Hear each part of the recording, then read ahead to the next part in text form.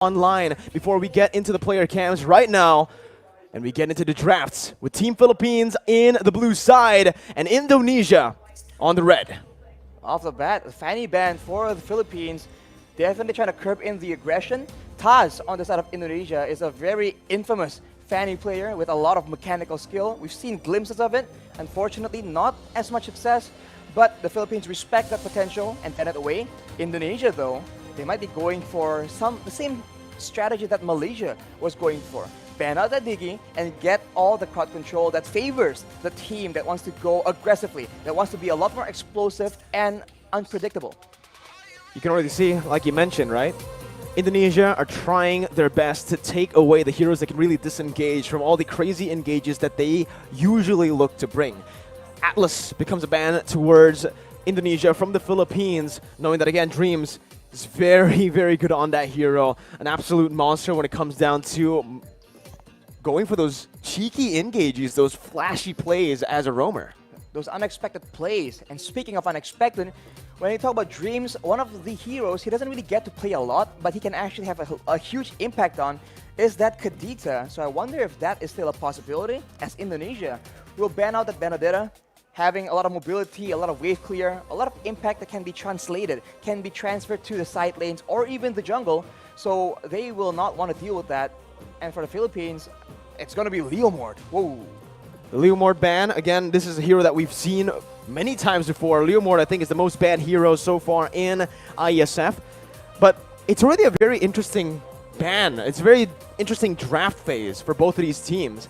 So far, from the 3 matches we have casted from all 6 games, we haven't really seen that Atlas and the Benedetta in the first phase of bans, right? We usually see the Martis, we usually see the 1-1, and both of those heroes have been left up for grabs right now, with Valentina as well still open. Indonesia need to choose whether they want to ban the Valentina or the 1-1, or perhaps just leave both open so that they can trade it out. Remember, on the red side, you do get 2 picks. Meanwhile, Philippines will have to choose. It's going to be the 1-1 ban from Indonesia.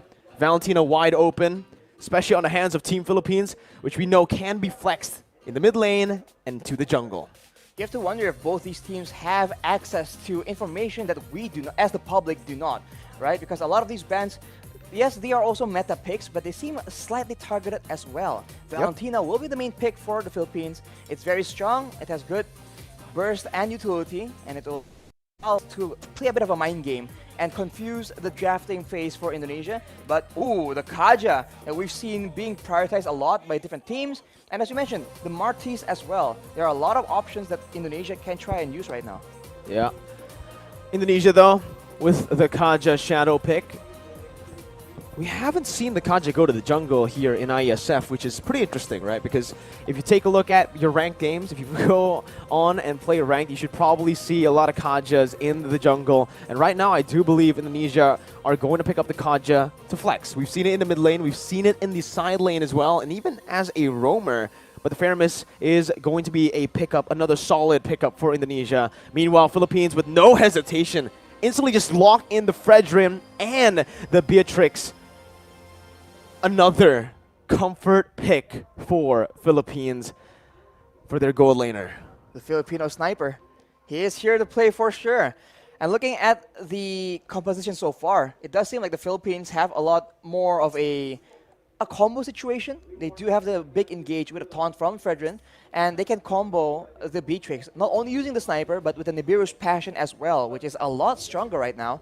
For Indonesia, it seems like they have a better mix of pick-off potential as well. But of course, we have no idea just yet which lane are these heroes going to be put into. And whoa, that is a huge song for the first time, I think, in IESF. First time in IESF, the Yuzong makes his debut here in Bali. Just some dive, I guess, dive potential from the side of Indonesia to stop Beatrix from free hitting, and obviously just threaten that back line. Threaten the back line, as now we are going to be entering the second phase of the bans. Indonesia with the first ban. They're already looking towards, I feel, more of a dive composition with this whole comp.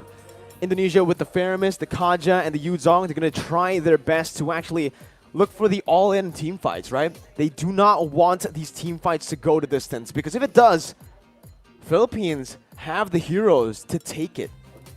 So far, they have a lot more DPS for sure, so the longer the fight draws out, the more the combo that Indonesia is going for will start faltering.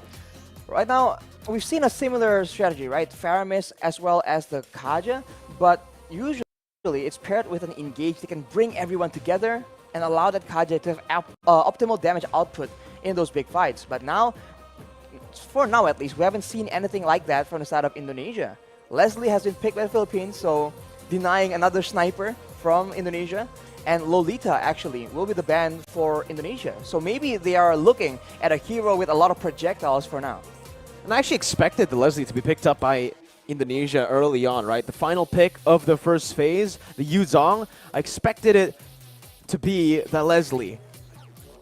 But now, because it has been left open, hasn't been picked up, Indonesia are going to have to start prioritizing Brands' hero here as they go for the ban towards the Paquito. Oh, 2 bans towards the XP lane, I do believe, with the Benedetta and the Paquito. Philippines still without a jungler. But I think Indonesia are just trying to just take that Paquito away, knowing that it's a very good flex pick. And currently, Philippines, they have the Fredrin, they have the Valentina. We've seen Wise play both Fredrin and Valentina in the jungle. So that's the threat that Indonesia really needs to think of constantly. And you can already see Philippines with a very smart approach to the second bans, trying to shut Brands down here with 2 marksman bans. Leslie and Claude, only the Irithel being ready, opened up here for Team Indonesia. And Arashi, the Irithel up against the Beatrix here, up against so much dive as well. A lot of CC. Might be a risky pick For the side of Indonesia. but it is the best pick in my opinion, looking at it right now with all the bans. Maybe something crazy will come up, but it definitely shows that the Philippines want to have advantage in the late game.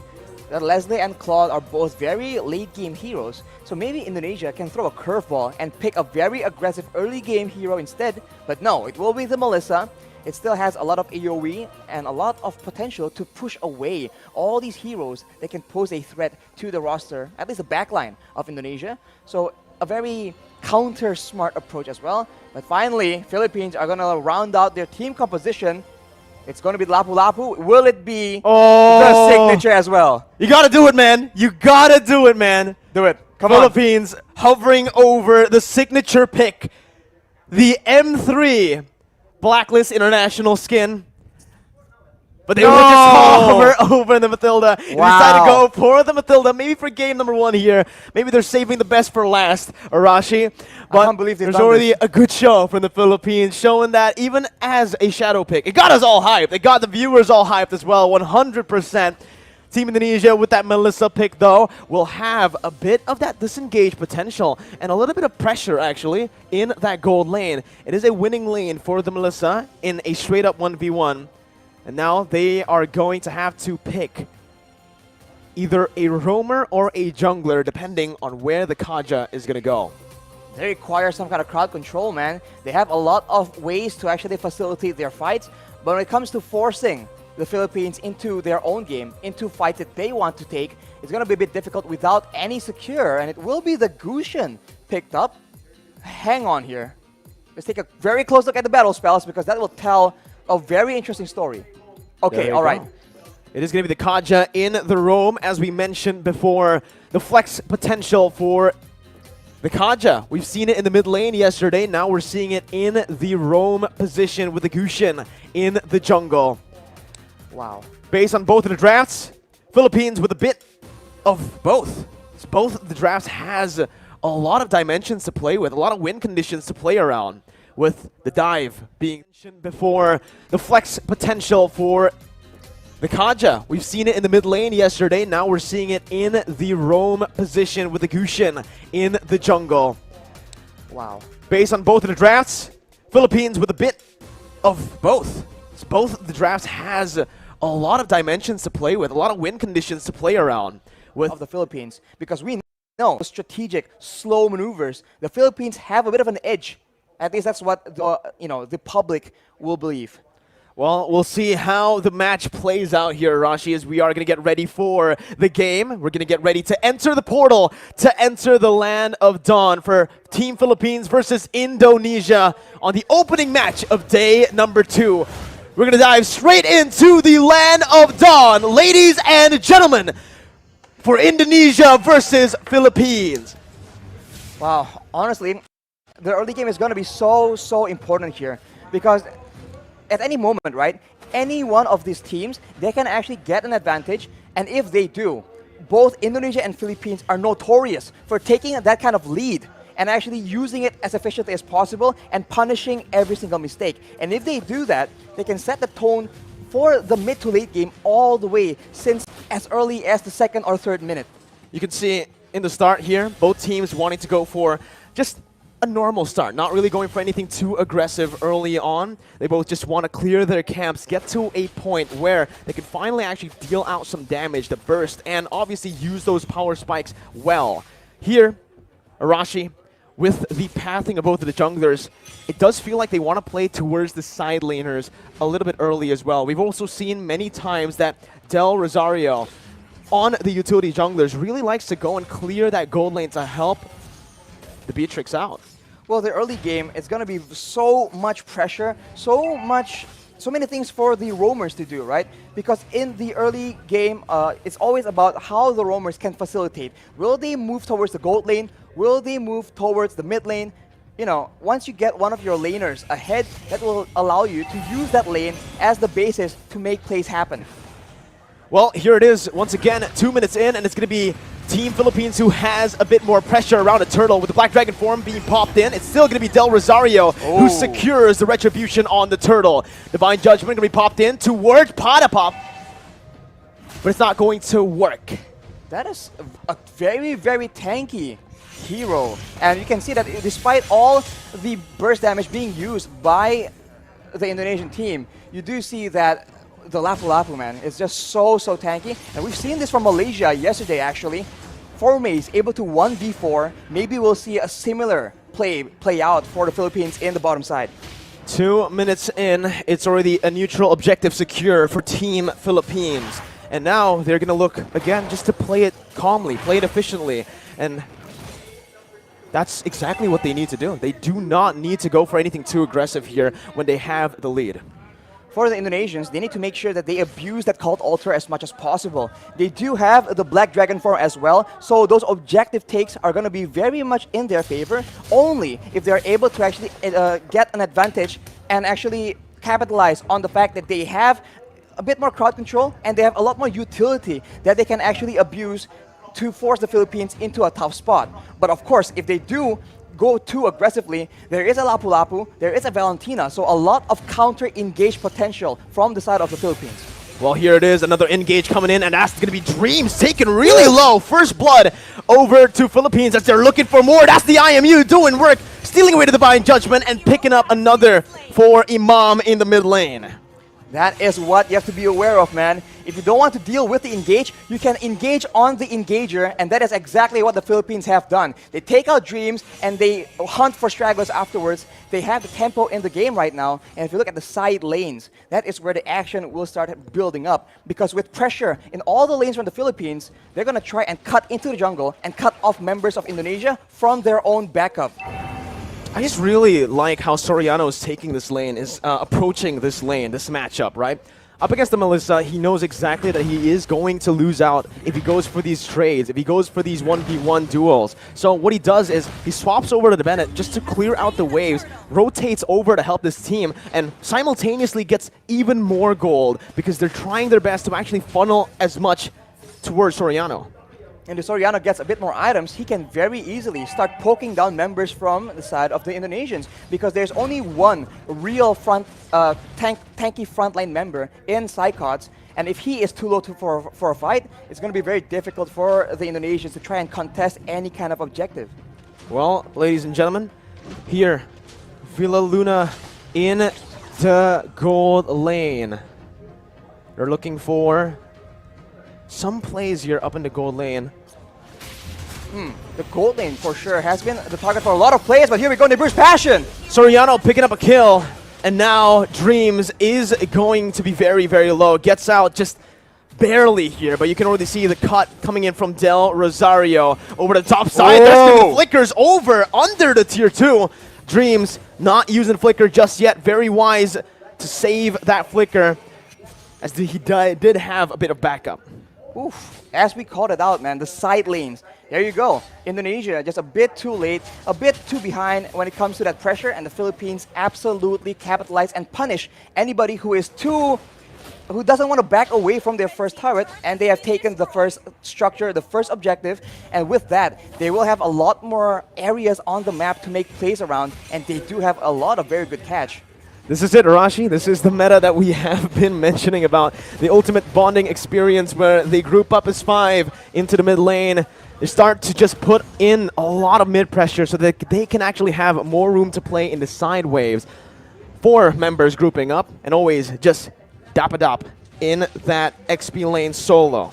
Villa Luna right now, though, has completed that Radiant Armor. That item reduces damage when it comes to multiple instances of damage. So against a Faramis, against a Kaja or the Crucian, it's going to be very good, but look at that. Big potential over to Del Rosario, but he comes in using so much damage with the Appraiser's Wrath, taking back a whole lot of HP and outplaying the situation, turning it completely around. It's looking bad for Indonesia, as that's going to be the 3rd turtle over to Philippines with no trades on the board, no turrets, no kills so far. They put a trigger on that play with the objective to try and force the Philippines' hand, but instead the Philippines has all the answers. A tanky front line, 2 tanky front lines in fact, and a lot of utility to ensure that their member stays alive, and afterwards they can just chase and take out members of Indonesia one by one, and even then, they go for the pressure, and it seems like the Indonesians, they have to try and make a huge play happen, or a massive pickoff, but it's going to be very difficult because the positioning from the Philippines is way too good. The setup, the positioning, and the trigger instantly onto Psychots, picking him up, baiting Indonesia over to that bottom side to pick up a free turret and 2 free kills in the process. It does feel like so far in this game, the Philippines are a step, maybe even 2 steps ahead of Team Indonesia, as Dream's going to get knocked up. Imam looking for that follow-up, just to zone Indonesia away from the tier 2 as they look to start sieging down on every single turret. The damage difference right now from both teams is just so difficult to deal with. We mentioned how there's only one real frontline on the side of Indonesia, and look at what happens to him in a big fight. He gets taken out. The cult altar is so non-existent. The Philippines are able to just burst through it and go on with their day. Soriano right now with the Malefic Roar completed. That is a lot of penetration on top of the already insane amount of damage and burst that the Beaches can bring to the table. This is what Philippines loves to do when they're ahead, right? They use the distraction that is Dapadap, who's practically currently unkillable on that Lapu-Lapu. They use him as a distraction in the side lane, solo, picking up a turret. Meanwhile, they set up on the other side. Usually, they like to play on the opposite side and use the conceal to catch the enemies off guard. But there, you can see, again, a curveball thrown over to Indonesia, or maybe Indonesia have done their research onto how Philippines likes to play with the lead.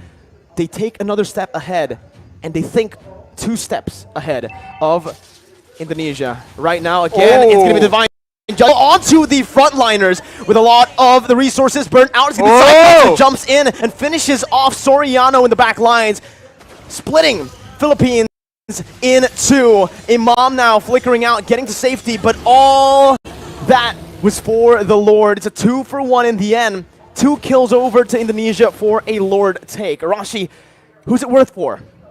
Oof, I think considering the fact that the Philippines are so ahead and they are focusing now more than ever on taking all those structures away from Indonesia, I think the Lord will be very, very beneficial. Unfortunately, they lose their gold leaner as well, which is not ideal. But if you take a look at the items right here, he is on 7,300 gold. As we mentioned, BOD and straight to a Malefic Roar, ensuring that anyone getting caught in his ultimates will get absolutely decimated. What's another thing that I want to mention is the fact that the 2 kills that Indonesia picked up earlier was onto 2 members with no bounty. There was no shutdown there. So even though Indonesia were able to find some kills, it was just normal gold. It wasn't the added gold that we usually see. and they get the Lord for that. So if it was a shutdown, I would actually say that Indonesia definitely came out on top in terms of value. But here, Taz might actually be caught, forced to use that ultimate defensively to get out. And everyone is from the Philippines is available because the death timers are very, very short, and they're going for a siege here where Indonesia don't have a lot of tools to try and counter the poke damage. Slowly but surely, the Philippines is chipping away at the structures and at the EHP bars of the Indonesian players. It's a good defense by Indonesia. They're able to minimize their losses here, only losing that tier 2 in the mid lane for now. But Brands is going to be zoned away from that mid lane. Philippines looking for that, but look at Psychots with the Petrify. He's able to find 2 on the flanks. Psychots absolutely massive as his engage has started a war that Indonesia can finally win here in this game. 3-for-0 trade as Indonesia look to climb, to crawl themselves back in this game. Blink and you'll miss it. An engage gave way for Indonesia to take 3 kills for a trade of none. And along with that, Taz is able to secure the purple buff from the side of the Philippines as well. So now they have a momentum. They have recovered a bit of that gold difference. Only 2K right now, but the Philippines, they are still in the lead, and they are no stranger to these late game situations. Dreams opening up the map just a bit. Going to be chunked down by Del Rosario, but he is going to be able to back off without having anything taken away. Honestly, looking at it right now, Rashi, Indonesia, their main win condition, we thought it would be Brands on that Melissa. We thought it was going to be the Gushin on the hands of Taz, but it's actually Psychots, the man that has been doubted so many times by everyone. By the public. I mean, this man has had a very lackluster season in his last performance. That was a performance in the last season, actually, rather. But here, knowing that Indonesia are relying very, very heavily on a very reliable engage. His Yuzong has been critical, but after 2 engages, will Philippines fall for the same trick twice? Divine Judgment over the Dreams. That's going to be the front liner taken out. That's going to be that. Oh my god, so much damage onto the Lapu. Unfortunately, won't be enough though. And now Indonesia, they're actually backing away, and it will be waiting for the Lord take. And Philippines, they are so good at the Lord dance. Going back and forth, waiting for their opponents to make a mistake, and with such a long-range basic attack on their B-Tricks, they can do better. That's what they were waiting for. The Black Dragon form now baited out. Psychots with a Petrify onto Soriano, who's forced to flicker out, but Psychots jumps in. 1v4, soaking in all the damage and sustaining back up. Dapadap gonna be taken down by Brands, and that's another kill over to Indonesia, who were able to play with the death timers of Dreams really well. With him now respawning, they've taken back the lead if they actually can secure the Lord, which they should be able to. Free Lord over to Indonesia. They're not stopping just yet though. Conceal play from Indonesia. They back off. Back off for now, as the orange buff will be contested as well. So the Philippines are now on the back foot. And if you look at the composition, in a way, right, in the big team fights, there's a lot more DPS and utility available in the hands of the Indonesians. After that play, they go for the purple buff as well. And the Philippines have a huge problem on their hands. The Black Dragon form lasts for way too long. The Guiding Wind was used to try and buy some make some distance, buy some more time, but it was not enough. The Philippines must come up with a different solution, a different answer. A momentum shift in the 13th minute of the game. And now it's Philippines who have their backs against the wall with the Enhanced Lord marching in that top lane. Evil's Legends here, Team Indonesia, are going to look to try to siege them down. Psychots once again with a Black Dragon form as Del Rosario tries his best to keep Psychots at bay. The damage comes through once again for the siege to take place, but that's going to be Dapadap who jumps in with the bravest fighter. But it's going to be a good disengage from Indonesia, backing off knowing that they have found some value. They've taken every single tier 2 except for the bottom lane.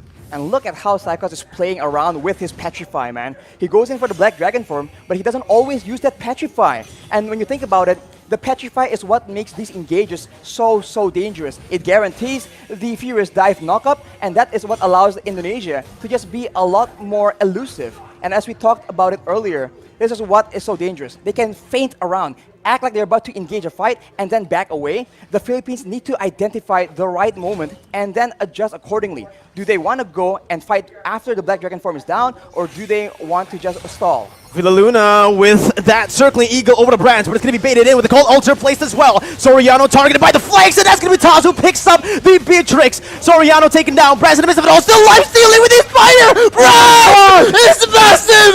He is an absolute beast as he wins the battle for Indonesia! It's a 4-0 trade! Indonesia with a comeback here with the tides turned completely. Only Villaluna left to defend with the mini wave crashing in. Villaluna going to be brought back by the Shadow Stampede. Villaluna outside of the base, and Indonesia with the Divine Judgment onto Villaluna will go for the base to pick up the first game of the series.